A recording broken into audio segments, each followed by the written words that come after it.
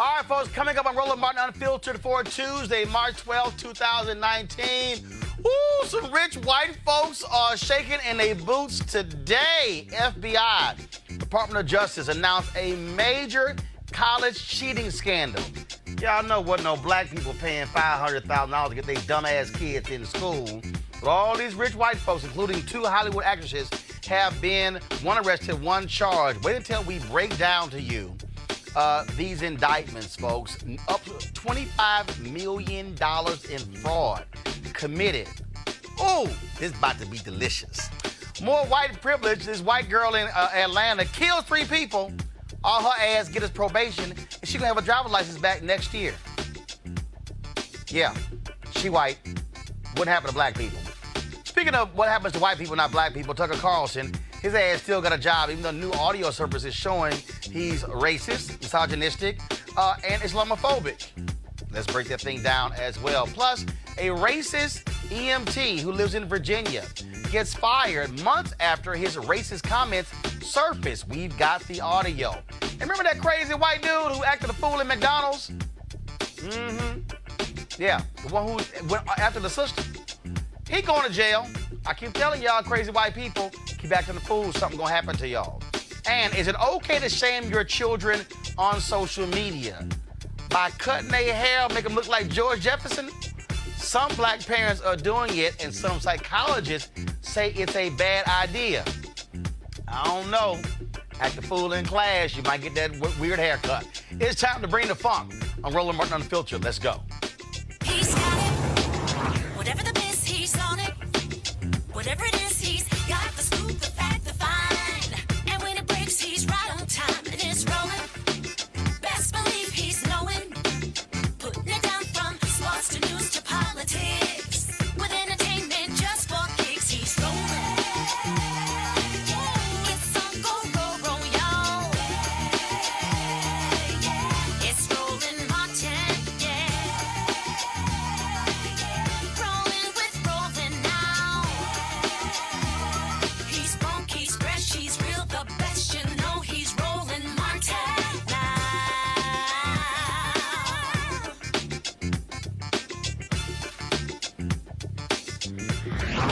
Martin. All right, folks, this morning, indictments came down. 50 people charged, including 33 parents. No kids were charged in a major college bribery scandal. I've been waiting all day to talk about this story. None of these folks are black. So $25 million in fraud, folks paying upwards of $1 million to get they dumbass kids in elite universities. And I'm calling them dumbass kids for a reason, because they couldn't get in anywhere else. Here is a U.S. attorney from Boston, Andrew Lelling. Today we have charged 33 parents nationwide with hiring Singer's Group to defraud testing companies and/or various universities. These parents are a catalog of wealth and privilege. They include, for example, CEOs of private and public companies, successful securities and real estate investors, 2 well-known actresses, a famous fashion designer, and the co-chairman of a global law firm. And the real victims in this case are the hardworking students who did everything they could to set themselves up for success in the college admissions process, but ended up being shut out because far less qualified students and their families simply bought their way in. At the center of the scandal is William Singer, a well-connected admission advisor. He is pled guilty, and oh, is he singing to the feds. He took in some $25 million between 2011 and 2018. Here's how this whole crooked operation worked. They faked sports resumes, bribed coaches to get kids in as recruits on things like volleyball, tennis, or even crew. I know, we don't do crew. Okay, they bribed SAT test proctors to provide right answers or let smarter kids substitute. In addition to that, what they also did, some of them even had their kids qualify as for special education, which gave them more time in a private setting to take the test. And that's where you would even have grades, scores change. Now, the schools, Wake Forest, Yale, Stanford, University of Southern California, University of Texas, Georgetown, UCLA, University of San Diego, and others. Now, among the folks charged, actresses Felicity Huffman, you've seen her Real Housewives. Also, Lori Loughlin played Aunt Becky from Full House. Yeah, Aunt Becky in trouble. Husband is fashion designer Massimo Giannulli. Now, check this out, y'all. You know your daughter's dumb as hell. They paid $500 grand to get two of their daughters into USC. Now, one of them is a YouTube star, Olivia Jade. This is what she had to say last year with regards to college. I don't know how much of school I'm going to attend, but I'm going to go in and talk to my deans and everyone and hope that I can try and balance it all. But I do want the experience of like game days, partying. I don't really care about school, as you guys all know. Okay. After she did that, folks lit her up on social media. She came back and apologized a couple of days later. But y'all, her mama now facing jail and her daddy, prison time. And she said, I ain't trying to go to class. I don't care about school. I want to go for game days and parties. Your ass could have went to game day and parties without me dropping $500 grand for you and your dumb sister. Other folks charged include a hedge fund partner, the head of a major global law firm. One family paid $1.2 million to get their kid into Yale with a fake athlete scam. The coach took hundreds of $thousands in bribes. Now, folks, here's the deal here, okay? When you talk about this whole scandal here, this is nothing new. The reality is white folks been dropping lots of money for years to get their kids into school. In fact, in the news conference today, the U.S. attorney even made reference to this wasn't basically paying for buildings. They were actually bribing people, including one senior USC athletic department official. Now, why is this significant? Because the reality is you got Jared Kushner, who's sitting in the White House. His daddy basically bought his way into Harvard. And if he really want to be honest, Donald Trump, daddy bought his way into Wharton. Now, you didn't have a situation like bribes, but we know these other parents who have done this. But see, I find all of this quite delicious. Because remember that little white girl, Mary Fisher? Remember the one who sued the University of Texas because she said some minority folks, black kids and Latinos, got into the university because of race. That's why she didn't get in. Went all the way to the Supreme Court and she was crying. She had to go to the University of Michigan. And then they found out that there were some white kids who had worse grades than hers who got into the University of Texas. I wonder what she's got to say about this here. And we also have people who love to make these comments about affirmative action and you don't belong here. But we've always known a bunch of white kids who bought their way into universities because mama and daddy had a checkbook. Now, 15 years ago, 2004, at the Uni Journalists of Color Convention, President George W. Bush was there. At the time, the University of Michigan affirmative action case was making its way through the court system. It had gotten to the Supreme Court. He was asked questions by 4 people, all of us members of minority journalism associations. I was chosen to represent the National Association of Black Journalists. At the time, had just taken over as executive editor of the Chicago Defender. We talked about affirmative action, but I asked Bush a question about legacy, which nobody ever likes to bring up. Press play. You said, quote, quotas. You said, quote, quotas are an unfair system for all, unquote, with regards to your opposition to affirmative action. No, whoa. With regard to my opposition to quota systems. To quotas, okay. But I've never heard you speak against legacy. Now, the president of Texas A&M, Robert Gates, said that he would not use race in admissions, and then he later said he would not use legacy. If you say it's a matter of merit and not race, shouldn't colleges also get rid of legacy? And because that's not based upon merit, that's based upon if my daddy or my granddaddy went to my college. Yeah, I thought you were referring to my legacy.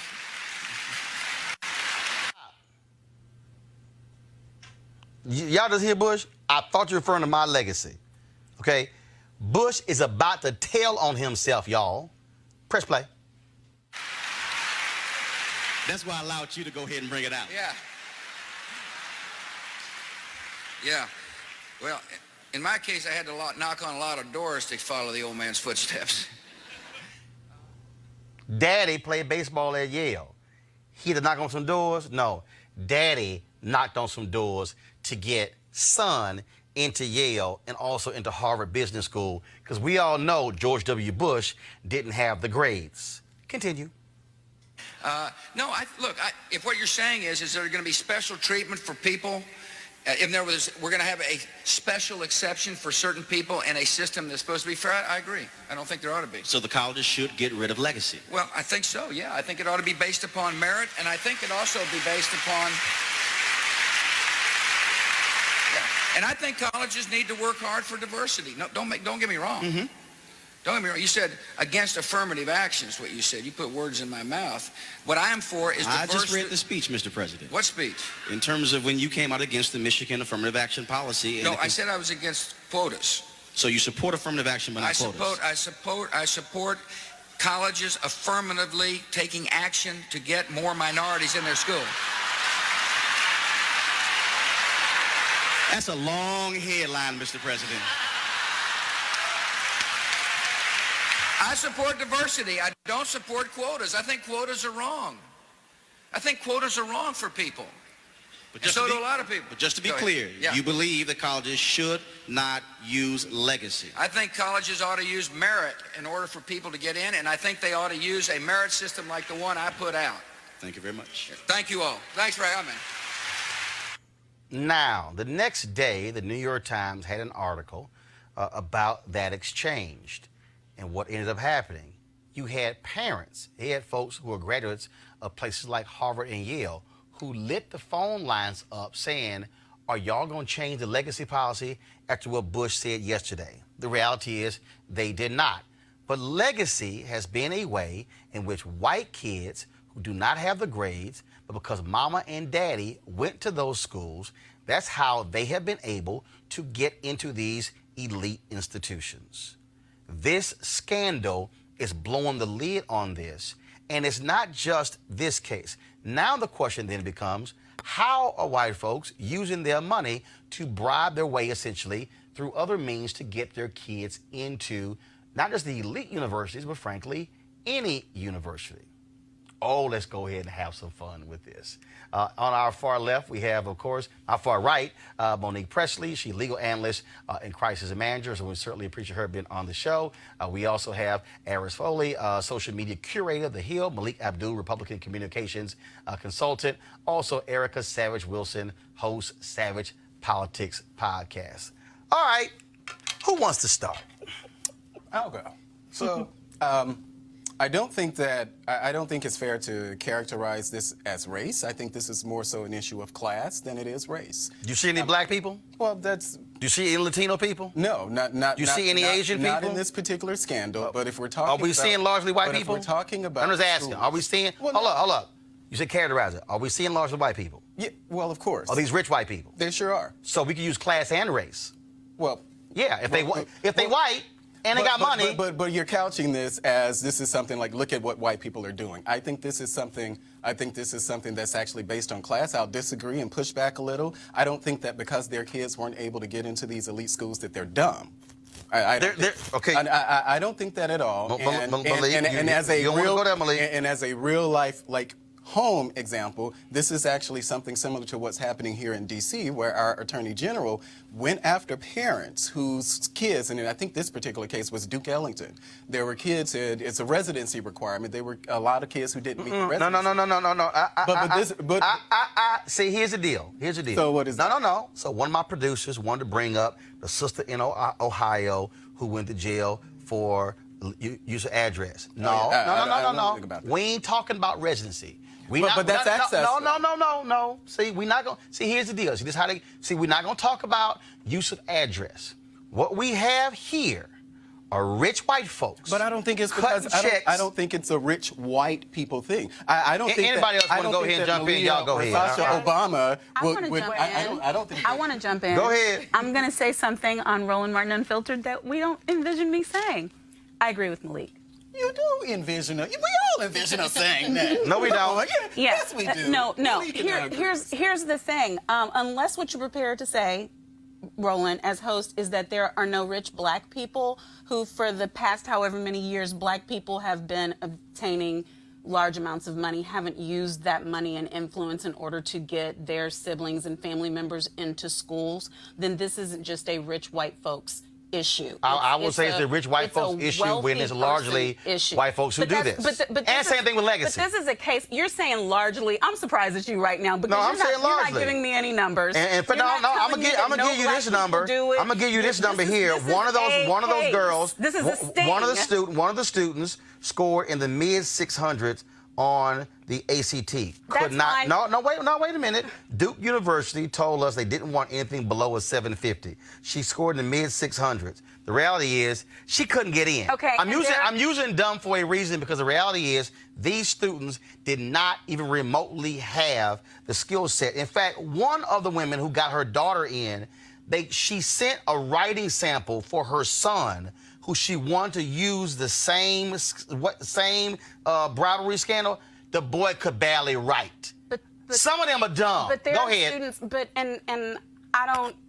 Listen, I wouldn't want my 18 and 19-year-old being called dumb. I have a child with special needs, so I take exception to them. Some of these folks are dumb. Needs. Well, there are people of color who have scores in those range who are admitted to those schools through affirmative action programs, and they're not dumb. No, I'm calling these folks dumb when they their own parents are saying, my child, Lord, I don't know what to do with them. I mean, reading this document was utterly hilarious to see these parents who literally like, yeah, my child, I don't know what to do with them, but let me just get them in. And that was a crime. Erica, go ahead.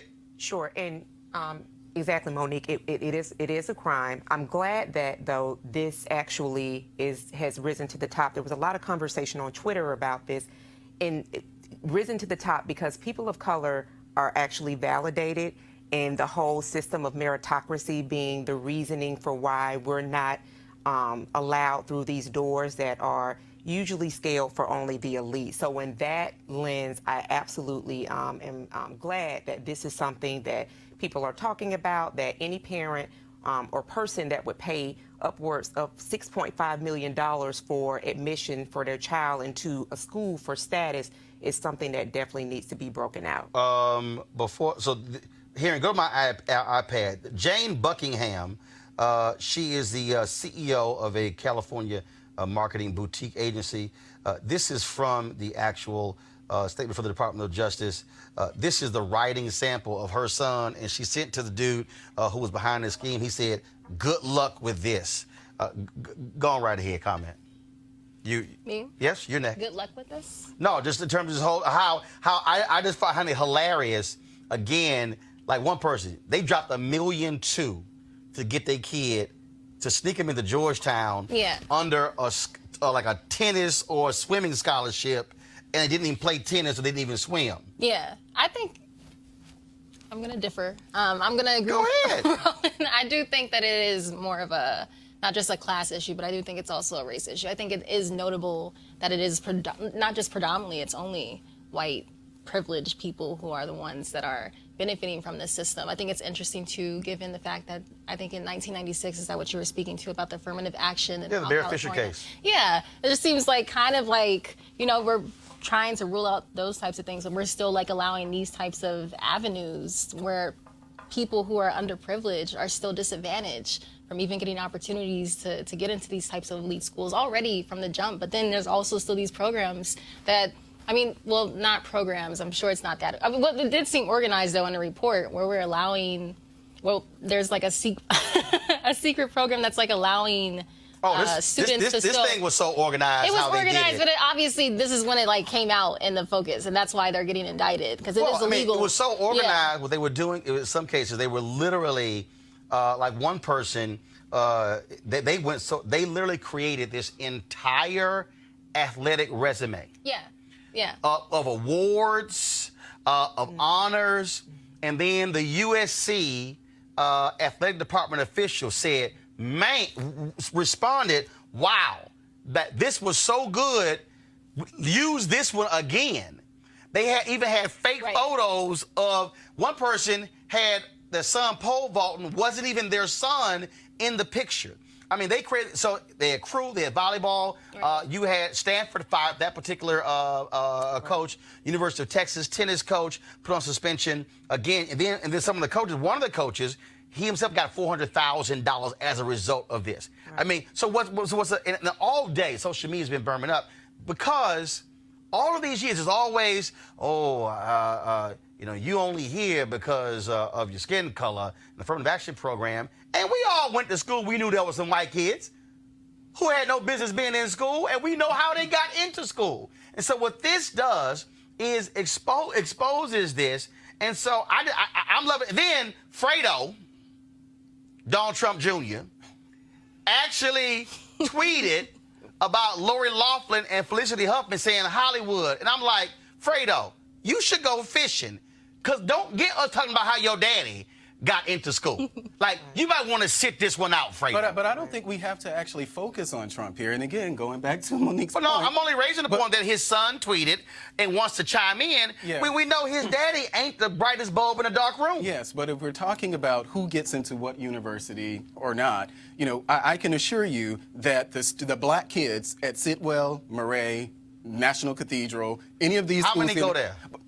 3? Quite a few. I was about to say that. 3? I mean, first of all, when the Obama girls went there, how many go with about 5 or 6? I've known quite a few, and it's not a single digit, and probably not even a double-digit number. No, you ain't gonna find 100 black kids at Sitwell. Well, I don't know if you'll find 100 black kids at Sitwell, you ain't gonna find 75. But the idea is that they're in. You ain't gonna find 50 at Sitwell. They're in these. Yes, you will. You might find 20. They're in these. You might want to go to Georgetown They Prep. are in these environments because their parents have either access or, in some cases, their kids which is why I support things like school choice, they're kids who actually from Southeast, whose parents don't have that, who are able to get into these type of schools. The whole discussion is who gets into the school. But I think Fairness. the Go ahead, Erica. really spotlighting how privilege is actually working, and particularly in this climate, that's something that we can then take back to our children, our communities, to say that even though you will have to continue to work twice as hard, there are these other things that have been exampled that we can show you that just because this door closes does not mean that you're not equally as smart, as intelligent, as best. So And Malia Obama's kids, they will be able to get into these same schools. No, hold on. So See, here's the piece.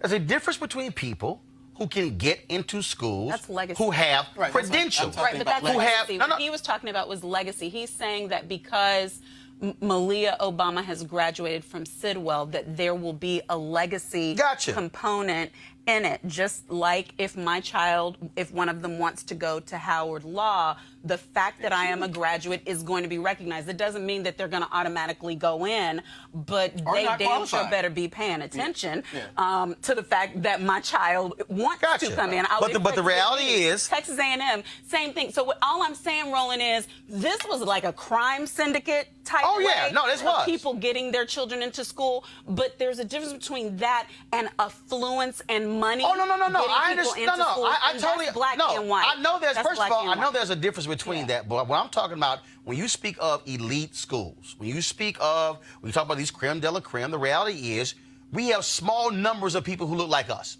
Let's just be real clear. We ain't talking about it's a hell of a whole lot. Right. Okay? If we talk about Harvard, Yale, Princeton, Dartmouth, Columbia, Cornell, Brown, University of Texas, whether you want to talk about Duke, I can go down the line. We are not talking about lots of black people. And what I'm saying is we are talking about a whole lot of white folks who do take advantage of that aspect of legacy. And what I'm saying is the issue for me, whether it's this or whether you talk about legacy, how it is weaponized against us as to, how did you get here? Right. Oh, did you play football? No, you got here because your damn daddy went here. And I brought up Trump because the reality is ProPublica did a story on Jared Kushner and how he didn't have a grades to get into Harvard. But daddy all of a sudden dropped $1 million or so on a building, and all of a sudden, presto, Jared's a Harvard student. Yeah, but I don't think that would be any different if Jared's dad was black or Jared was black and had that same type of money and did that same thing. I don't think it would be any different. That child would be able to point me the black boy who got in like that.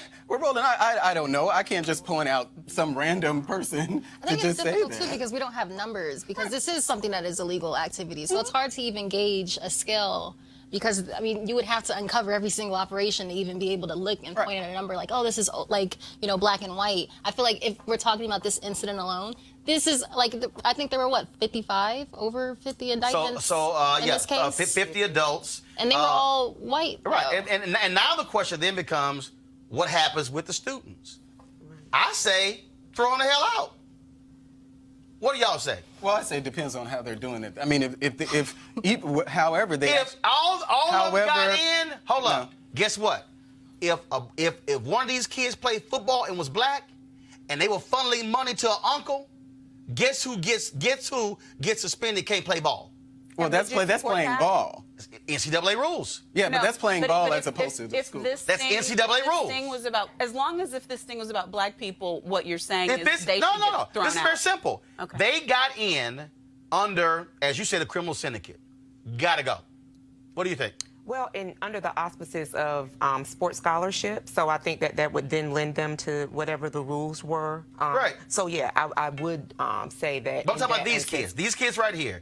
Should they be allowed to stay at the universities? No, they should be dismissed because then that sends a larger message, which is the one we're seeing on a daily basis, is that really money and power rule over everything. I'm going down the line. Okay. Malik, stay go. Yeah, well, I think that they actually, depending on how they're doing in school, if they're meeting the requirements to actually stay in school, I think that they should actually stay in school. I don't think they should be kicked out because of something and how they got in. I think they should stay. And I would say that whether they're white, black, Hispanic, Asian, or whatever, I don't think that. Well, yeah, but I wouldn't take that out on the kids at this point if they're performing in Harris, school. they go. I think if it hasn't been determined that the kid has had any involvement in the wrongdoing, and again, performance-based too. So if this is something where they're not performing at adequate levels and it's being compensated by like monetary means. Now, if they knew.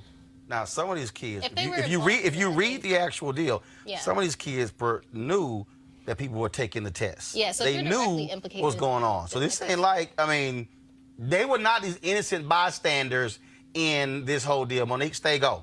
They were minors whose parents made decisions on their behalf. You see, the one child, she said quite plainly on YouTube she wasn't interested in going to school. Her parents were the ones who wanted her to go. I don't think that it benefits anyone for 55 students, if that reflects the same amount as the parents, or 50 students to be uprooted from an education if, as she said, they are doing well in the education because of decisions their parents made when they were not yet at the age of adulthood. To me, they are more than happy to transfer to a community college. They are more than happy to go to some other different school. But the reality is this here, and that is if you got into this school under fraudulent circumstances, you got to go. I ain't got no problem sending them home. No mercy indeed. Going to a break right now. We come back. We're going to talk about, the privileged white girl in Atlanta. 18 years old, killed 3 people, and she get probation and get her driver's license back next week. What's more, white affluenza? This is Roland Martin Unfiltered. Back in a moment. Hey fam, I want you to like, share, and subscribe to our YouTube channel, youtube.com/Roland S. Martin. And don't forget to turn on your notifications. Ooh, y'all, this little white girl here killed 3 people in 2007, a mother and her baby and a grandmother. She pleads guilty, could have gotten 3 years in jail, and said the judge gave her 3 years probation, and she can get her driver's license back in a year. Here's a picture of Zoe Reardon. Wonder where she's going to go to college. All right, go to our panel here. Now, this reminds me of the story in Fort Worth. Same thing. White boy, got money, okay, he kills a couple of people, acting a fool, drunk driving, and the judge, you know what, we're just going to go ahead and give you probation. Monique, you're a lawyer. I know you defend people. Is this class or is this white girl privilege? What is this? Is this white girl rock? What's this? Well, look, it's color. Obviously, it's different than what we saw here in that you can see similar situations, same crimes or lesser crimes where people of color receive disproportionate charging, sentencing, punishment, and that's when it becomes very obvious. The fact that this was someone who was still a minor and the fact that it happened in front of this particular judge mattered. The fact that there were no prior offenses mattered. That's the way our judicial system works. The problem is it doesn't work that way for everyone. That's why you've got poor Jussie with a 16-count indictment. I know we're talking about it maybe later, but looking at upwards of 20 years for killing no one and having a crime perpetuated against himself if he did it, and you have a situation like this where people are dead and there will be no time served. So. 3 people are dead because she was texting while she was driving. And I believe she got 36 months probation, which is really a slap in the face to the family. 36 months probation. An infant child, I think, also. Yeah. Infant child killed. Yeah. So, again, I mean, we just see the imbalance of our justice system. And as painful as all of these instances are, I think it's really important for all of us to really capture these, to be very, very ready that when it's time to go to the polls, that we're actually not only looking at the person, but we're looking at the policies that they're supporting as well. So, I mean, she got the Paul Manafort hookup, Malik.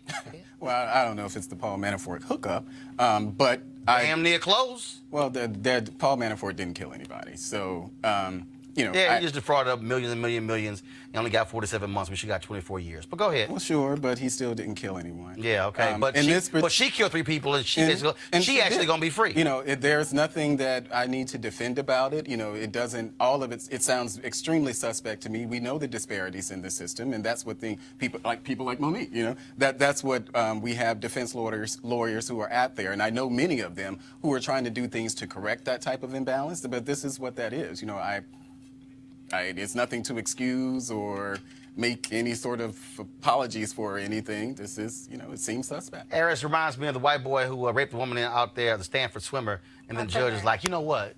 Brock Turner, right? You have such a bright future ahead of you, Brock. Just go ahead and go home. I mean, just even looking at a photo of the Cherokee County Judge Supreme Court. I mean, the Supreme Court in that particular area, it's not.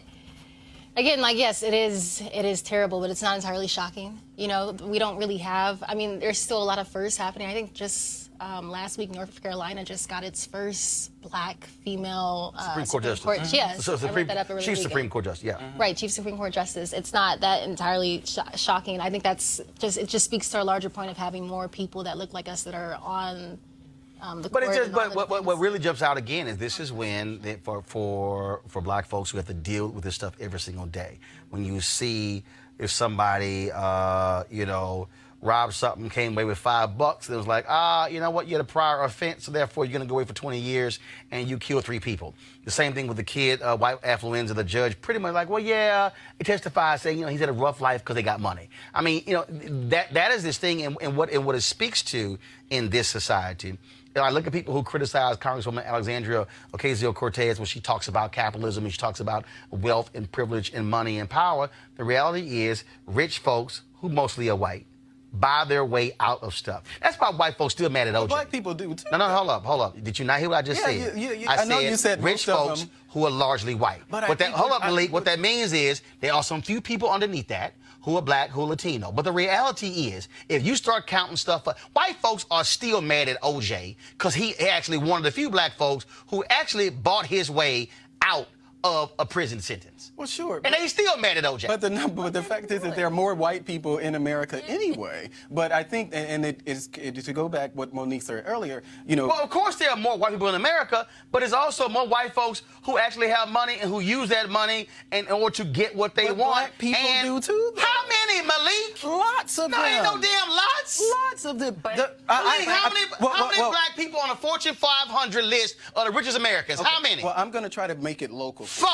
not for. I can assure you that the opportunities that present themselves to the parents of our Mitchellville brothers and sisters out there in Prince George's County are not applicable to where I live in Southeast DC. Malik, let me help you out. That's access, them black folks in Mitchellville ain't rich. We're not talking about rich. We're talking about let me help you. Let me help you. Them black folks here ain't rich. You know why? Because in 2007, when the home foreclosure crisis hit, how many of them lost their damn homes? You know what they did? They actually were making money. Well, hold up. Making money and being rich and being wealthy are three separate things. But just like Chris Rock said, when Shaq signed his contract, he said Shaq ain't wealthy, Shaq rich. The dude who paid Shaq, he wealthy. And so what I'm saying is, those black parents, the kids of those black parents, they live in Mitchell. They live in Mitchellville. Kids go to Prince George's County public school. No, they ain't going to private schools. A lot of them. In this, are you kidding me, Roland? Erica, go ahead. Juxtapose Zoe with the Khalif Browder, who passed away.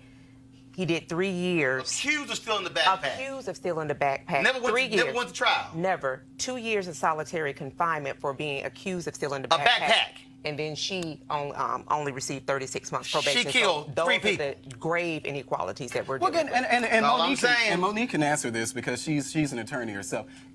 Because a lot of times when we hear these type of discussions, we kind of lump everything together. And we should. Just to ask Monique, is some of this about representation and having money to afford like really good attorneys? You know, does that factor at all into these type of things? Which is also based upon money. Another place? Right. Go ahead. Okay, so one of the things we've often talked about for several years on Roland shows is it really is as much justice as you can buy, and that is a sad fact of our criminal justice system. It's also a territorial jurisdiction type thing, because what happened to Khalif probably wouldn't have happened to him in the jurisdiction where she got the 36 months, because there would be a system where you're not stuck into general population and then isolated if you're a juvenile, and then end up like protected by suicide watch, and then ultimately, of course, he took his own life. But what you're looking at, obviously, is, I agree with you, what money can do, and I agree with Roland, there's more money on one side. But I frankly, I see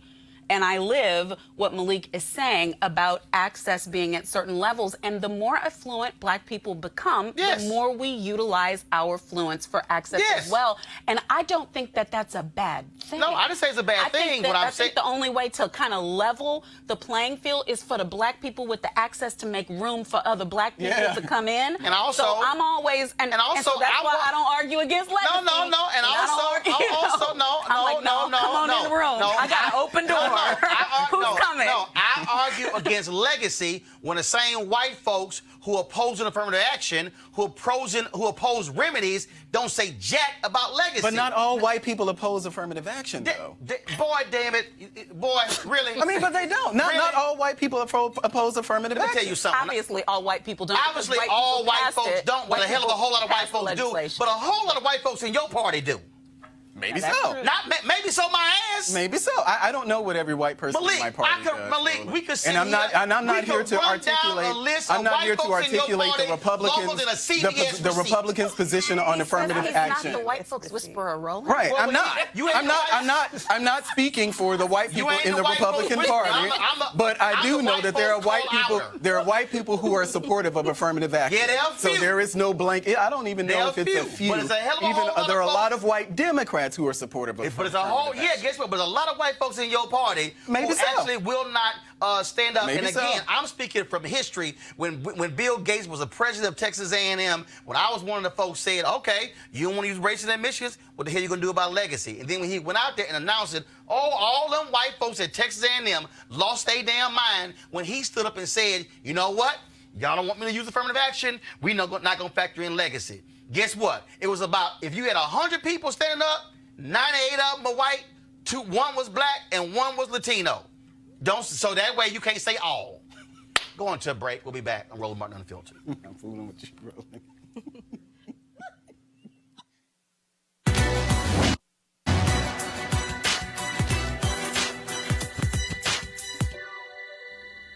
We can't rely on anyone but ourselves to define our existence, to shape the image of ourselves. filmmaker Spike Lee.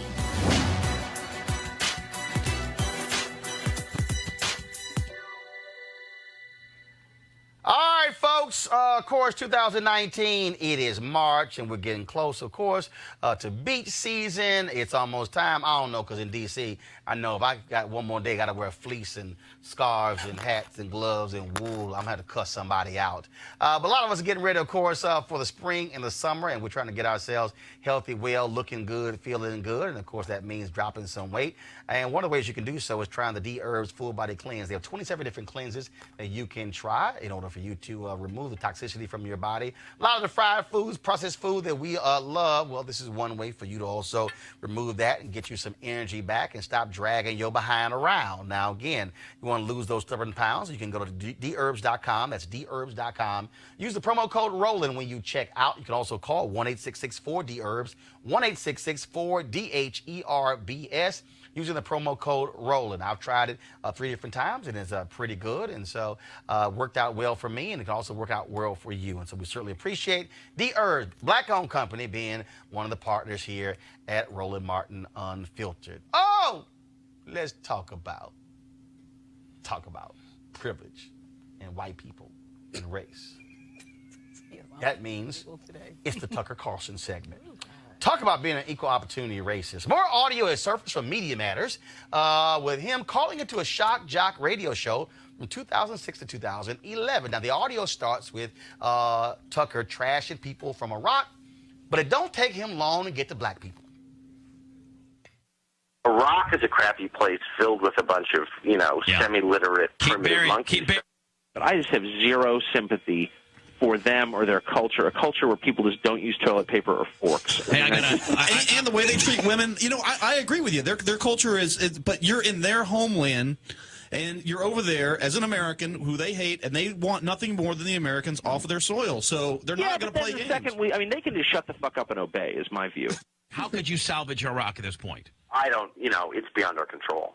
I mean, if somehow the Iraqis decided to behave like human beings or something, he'd need to say, look, I'm a bigot, okay? I'm a bigot. I don't like Islamic extremists. Like, if you are really heavily into Islam, I'm sorry, I don't care for you that much. And I don't care what that sounds like. You can call me a racist. You can come whatever the fuck you want. And at this juncture, you could say that and not catch a lot of shit for it. You certainly could. I'd vote for you if you said that.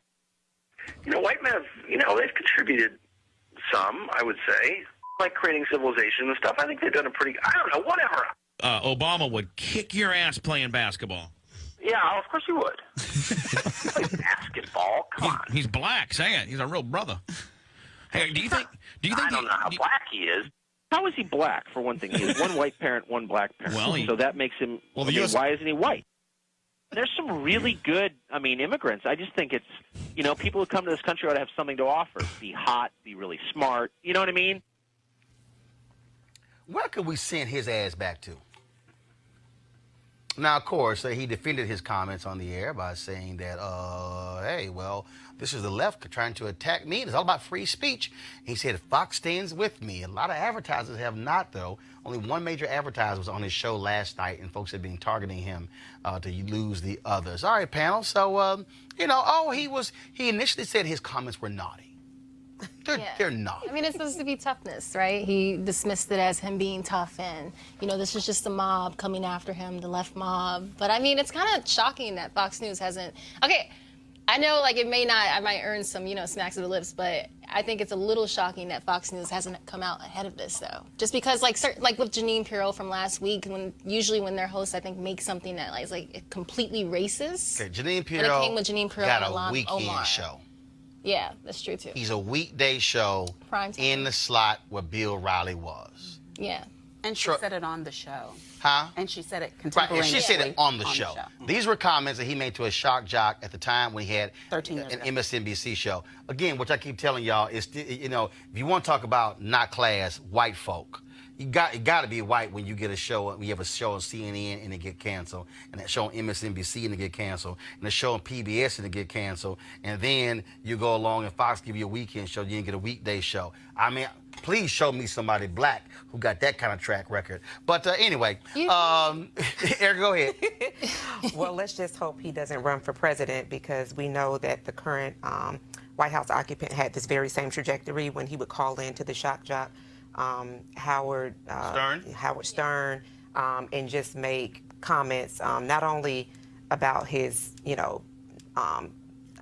interludes, but then about his daughter as well. So to me, it's just par for the course with Fox and Tucker Carlson. I think it's the comments that he made are inappropriate. I think what has happened now is that he's refusing to apologize. I think he should apologize, just like I think that Judge Janine, whatever name, Pirro, she should apologize. But I'm pretty consistent with this. So I was consistent in saying that Joy Reid should have apologized for the homophobic comments that she made, because there's an actual history there. I was critical of the comments that Kevin Hart made, his homophobic comments that he actually never apologized for. I'm critical of Tucker Carlson. I'm critical of Ginny. I'm critical of here. Tucker went homophobic, Islamophobic, racist, sexist. I mean, damn. Did he miss anybody? What I'm saying, my point here is that did he miss short people? Did he miss anybody? I think he probably hit not even the trifecta. He just hit all of the buttons. Let me just hit everybody. But what happens is that we play this game of tit for tat.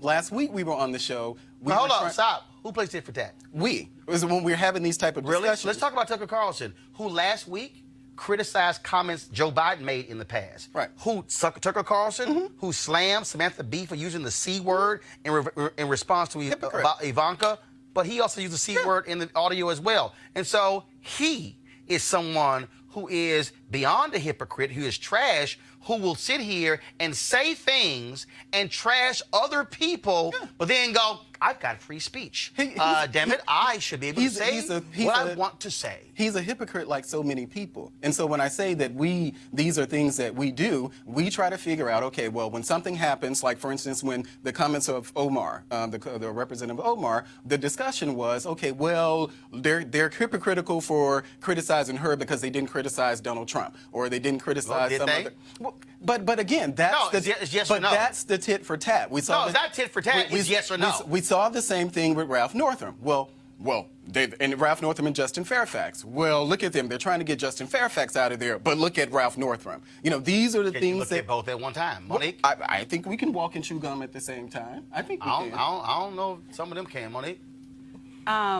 So when I was on Tucker's show and he was talking about some comments that Congresswoman Waters made, which maybe was my first time on.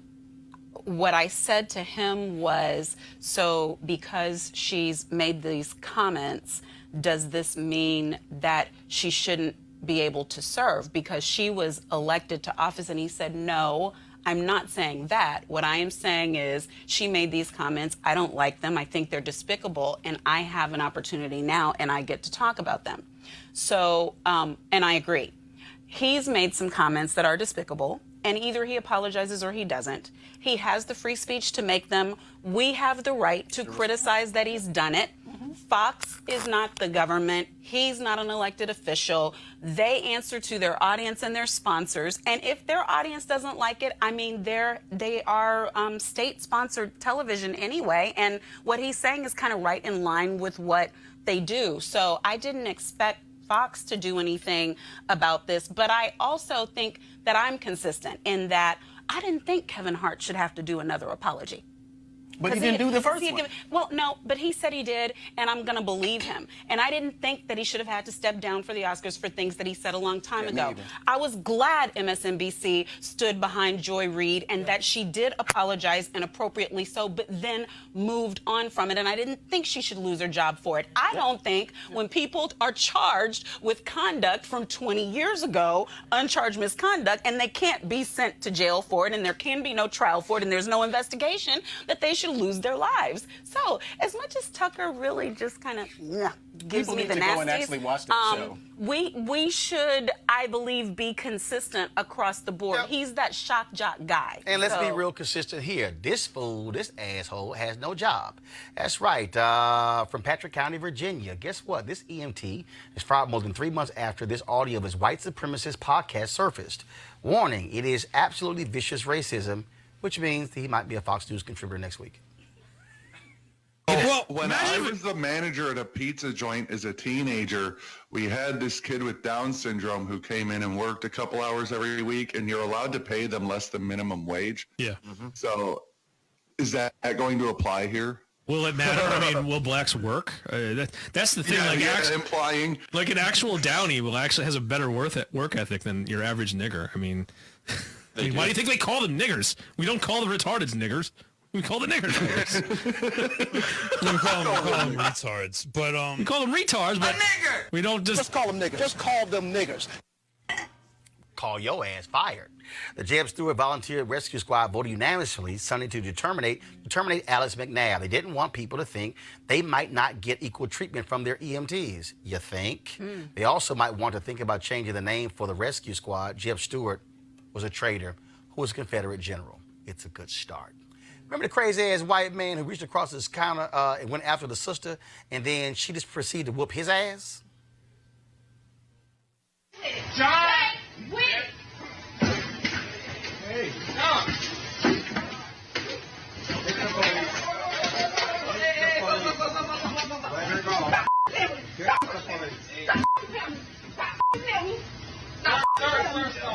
Well, the man, Daniel Willis Taylor, was angry because he couldn't find a straw for his drink.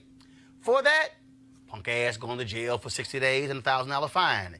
Yasmin James, she had some boxing training. As we all saw, she told Blavity, I'm not only physically hurt, but I'm emotionally hurt that I was left to defend myself even as I was surrounded by my co-workers. And she's right. Those are some sorry-ass co-workers who grabbed her when they should have grabbed the crazy white dude. But I wonder if he's going to be asking for a straw in jail. All right. Y'all know what time it is. No charcoal grills are allowed. I'm white. I got you, bro. Illegally selling water without a permit on my property. Whoa! Hey! Give us your ass. You don't live here. I'm uncomfortable. Well, the black jaguar at the Wildlife World Zoo, Aquarium, and Safari Park in Litchfield Park, Arizona, stood his damn ground. Leanne, crazy-ass white woman, decided her ass wanted a selfie. That's her right there. She wanted a selfie with the jaguar. Do y'all understand a damn jaguar? A jaguar. Her ass crosses the barrier.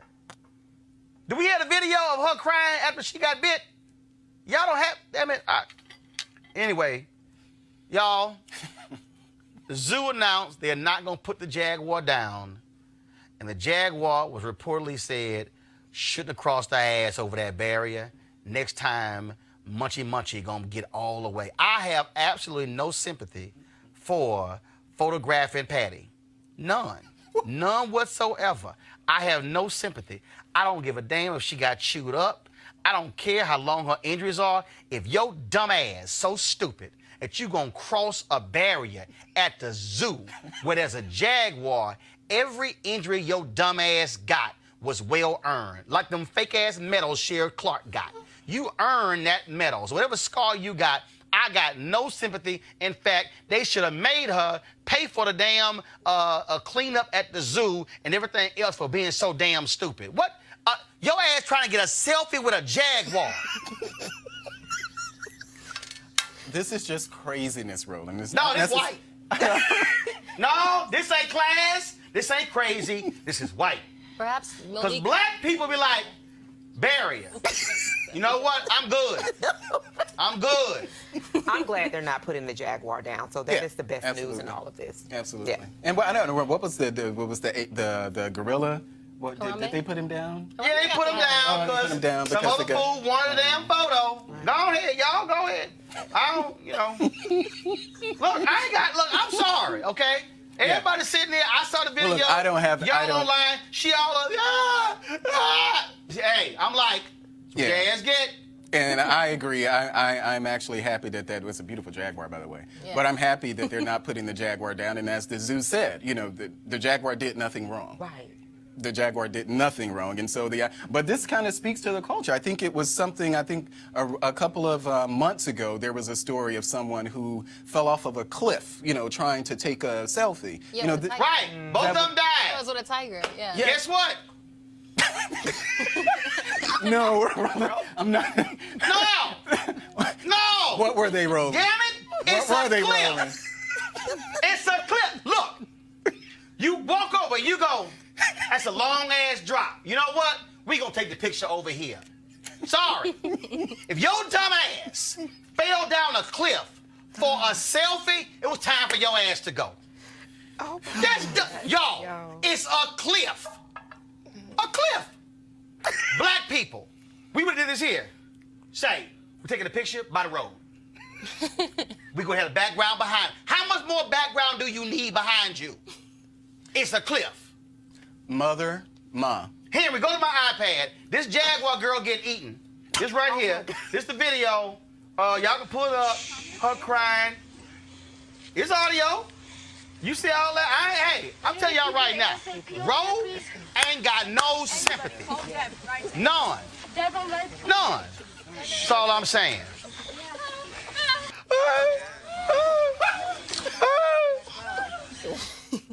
If this was me, I'd been going, dumbass, the hell were you thinking?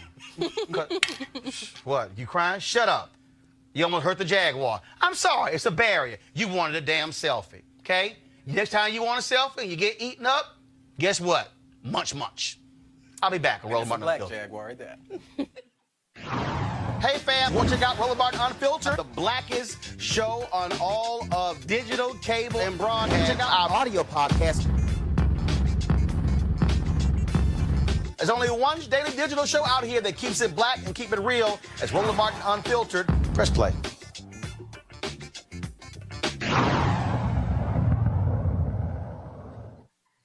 All right, y'all, calling all HBCU alumni, students, and leaders, including Black Jaguars at Southern. Enter the Ford Motor Company HBCU Mobility Challenge and win $25,000 for your school. Building on their long-term support of HBCUs, Ford is looking to improve mobility in HBCU communities through innovative solutions. The winning program will receive a grant of up to $25,000 to implement their proposal. The deadline to apply is March 31st, 2019. Go to FGB.Life right here, FGB.Life for more information and to apply. Ford goes further in our community. All right, y'all, we got to get to this story. I know we went long on the top two stories, but, we had to deal with all them white folks trying to buy their way and dumb kids into college. But let's deal with this here because some of y'all black people have really pushed the line. White people do this stuff too, but I don't know. Okay, so this photo, went around social media, and the caption said, grades dropped from A's to F's. Parents, y'all agree with this? Now, apparently, some black parents are using social media to shame their children. But it's not just black parents. You got white parents also making their kids hold signs, my dumb ass flunked, and stuff along those lines. But a lot of these times we see these stories, it's some black parents are using public humiliation. The question for y'all, is it a good idea? I mean, the George Jefferson haircut was that was rough. But what do you think? Absolutely not. And in the piece, it mentioned something about a village. And I think that because there is a real lean into posting without really kind of critical consideration, that these are the kind of outputs that we get. But in the time that I grew up, there were a village of people, being my grandparents, aunts and uncles, that could, at a time that my parents were going to chastise or punish me, have that type of conversation as to kind of like what would be the best course, especially when they were very, very heated. But this is too much. They really need. Yeah, and I think this is the social media era that we're in. I remember growing up when I decided to cut my own hair with a razor, and my mother, instead of taking me to the barber, told me to go. I'm gonna go right on to school. Let your ass walk around with it. She let me walk right on around with it. But I have no doubt that my mother, even now, would never post that on social media. And I think that that's part of what the problem is. I don't think it's fair to. So what you're saying is, do the haircut, don't post it. Right. So you saying you cool with? I'll put it back. Oh no, you no, fine with and the I take that haircut, back. just don't post it. I take the haircut. I take that back. In my case, I cut my own hair. Okay, got it. I don't even understand. Go ahead. I think it's kind of like a millennial extension of like the system that was in place before it. Like, my dad had no problem coming up to the school if I was acting up and embarrassing me in front of the whole class. I feel like this is just like another extension of that, but just kind of like in the millennial age. But I think it is possible to go too far. Like, she could mess up his hairline for the rest of his life. Like, I think there are It'll go back. Your ass ain't right for that. Go ahead, Aris, you ain't right for that. She worried about his future damn hairline. Okay. Monique, go ahead. The haircut itself is cruel, and probably not the most suitable form of trying to get a child to correct poor performance in school, to put them in a case where they're going to be shamed day after day after day and perhaps perform even worse, and you really don't want fear-based good performing in school either. But then to post it on social media opens up your children to a level of public ridicule and danger. Right. And people posting their children a lot on social media, I talk about that anyway, because there are just really sick people out here who find out way too much information from social media. But I don't think it's just social media shaming. I think if they had done it and took them in front of the church, or done it and took them in front of an entire convention, it still would be an embarrassment and shaming. And my parents really did believe in correction going on inside of the home. And if I did something wrong, that was my behind.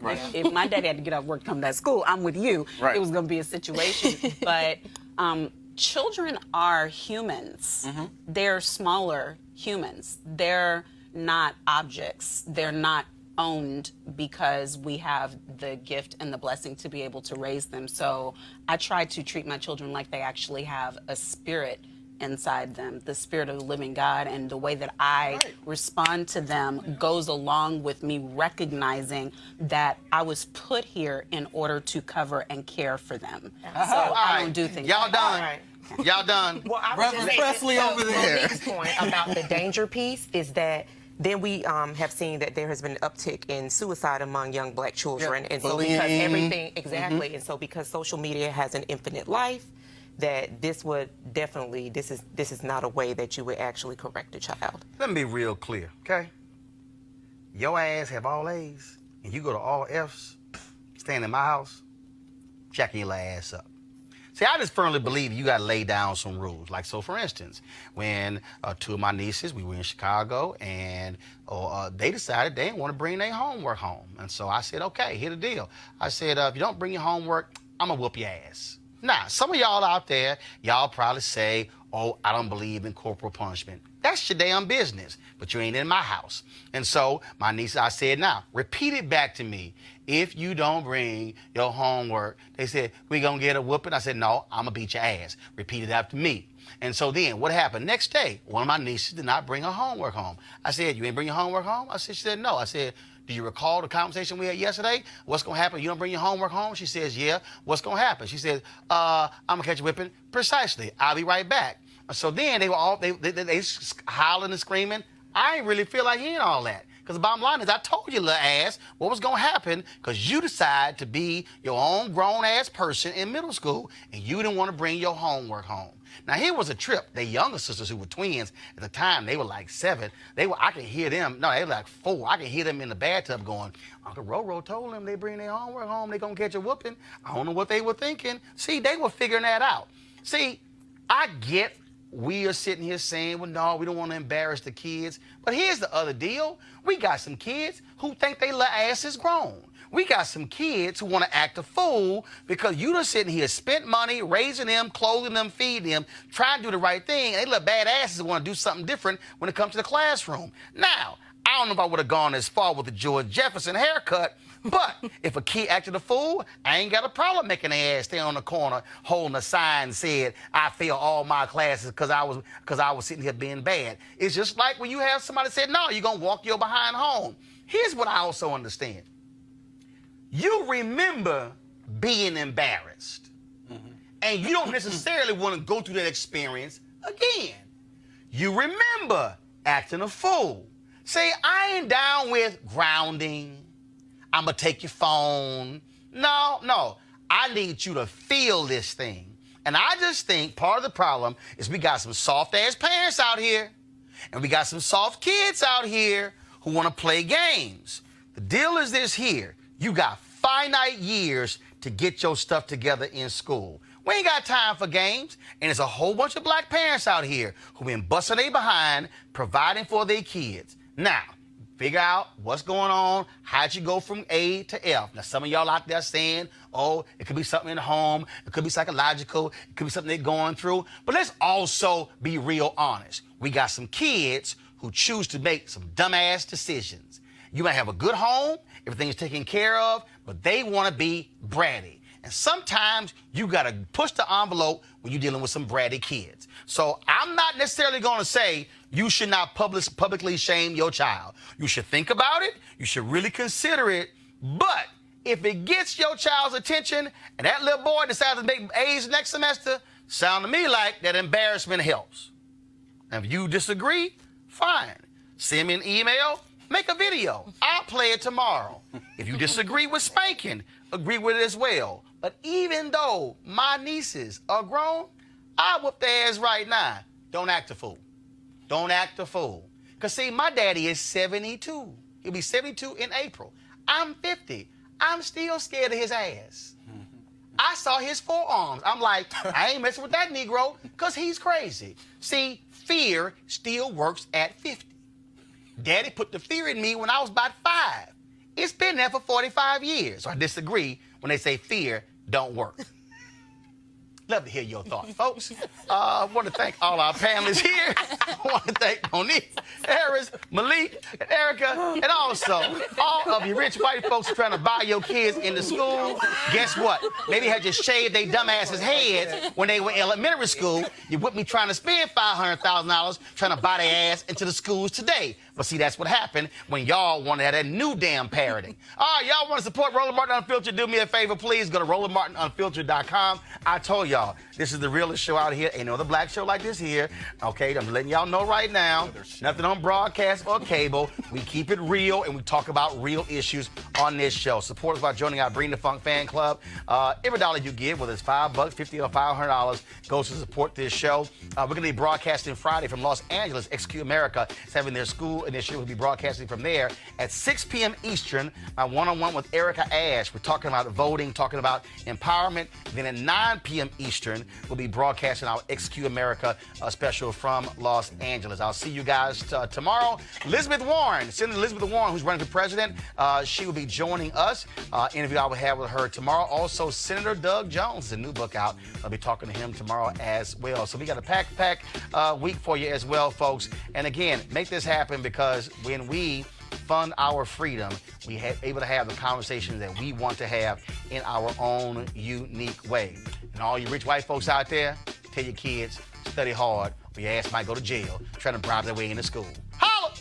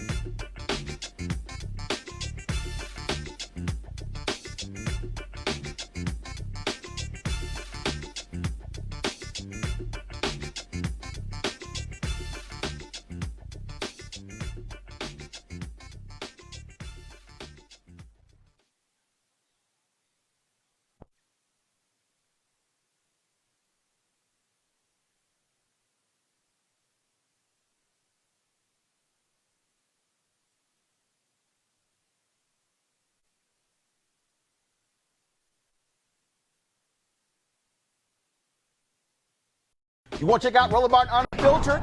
YouTube.com/Roland S. Martin. And subscribe to our YouTube channel. There's only one daily digital show out here that keeps it black and keep it real. It's Roland Martin Unfiltered. See that name right there?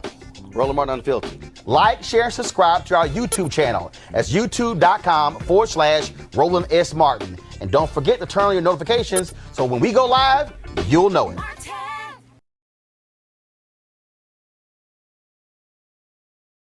You want to support Roland Martin Unfiltered? Be sure to join our Bring the Funk fan club. Every dollar that you give to us supports our daily digital show. There's only one daily digital show out here that keeps it black and keep it real as Roland Martin Unfiltered. Support the Roland Martin Unfiltered daily digital show by going to RolandMartinUnfiltered.com. Our goal is to get 20,000 of our fans contributing $50 each for the whole year. You can make this possible. RolandMartinUnfiltered.com.